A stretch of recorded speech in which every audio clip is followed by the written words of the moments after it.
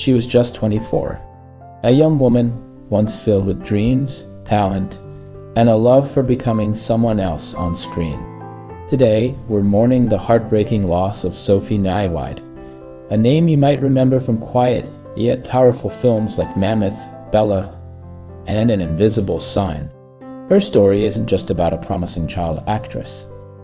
It's about the silent struggles behind the scenes, the pain she carried, the trauma she tried to handle alone. In today's video, we're diving deep into the life, the light, and the tragedy of Sophie Nyweide. What really happened? What did her family say? And why her death is a painful reminder of what so many young people silently endure. Stay with me till the end, and please, if her story moves you, consider sharing your thoughts in the comments. Let's honor Sophie together. Born in 1999, Sophie Nyweide had a spark that was impossible to miss. Even before turning 11, she had already appeared in 7 films, working alongside actors like Michelle Williams and Gael Garcia Bernal. She made her film debut in Bella, 2006, then caught more attention in Margot at the Wedding, 2007. But her most notable role was in Mammoth, 2009, where she played the daughter of Gael Garcia Bernal and Michelle Williams, a performance that showed just how emotionally aware and talented she was. Sophie also starred in An Invisible Sign alongside Jessica Alba in 2010, all before her teenage years. She even appeared in episodes of Law and Order and the social experiment show What Would You Do? Her family recalls that acting was her idea. She demanded to be an actress. Her mom, an actor herself, never pushed her.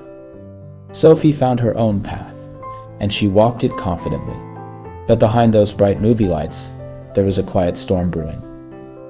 In her obituary, her family painted a picture not just of talent, but of a deeply sensitive soul. They wrote, "Sophie was a kind and trusting girl. Often, this left her open to being taken advantage of by others. She was also a writer and artist, pouring her pain into poems and drawings." Her family said those works were roadmaps of her struggles and traumas. She didn't just go through pain, she tried to face it, interpret it, and express it.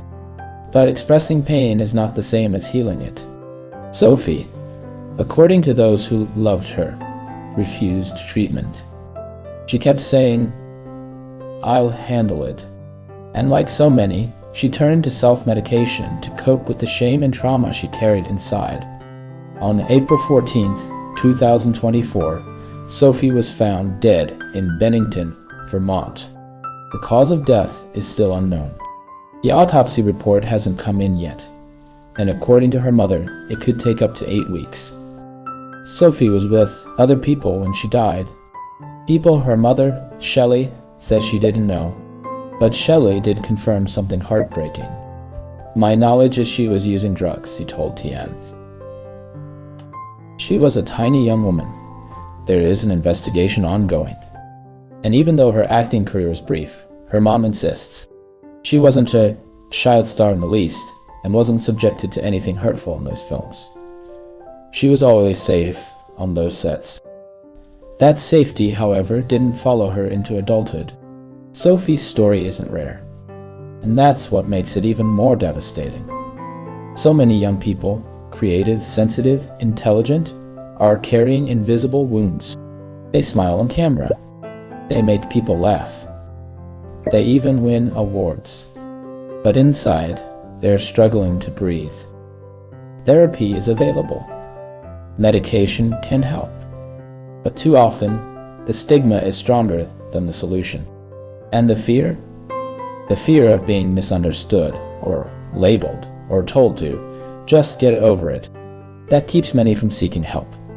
Sophie wasn't weak. She was in pain.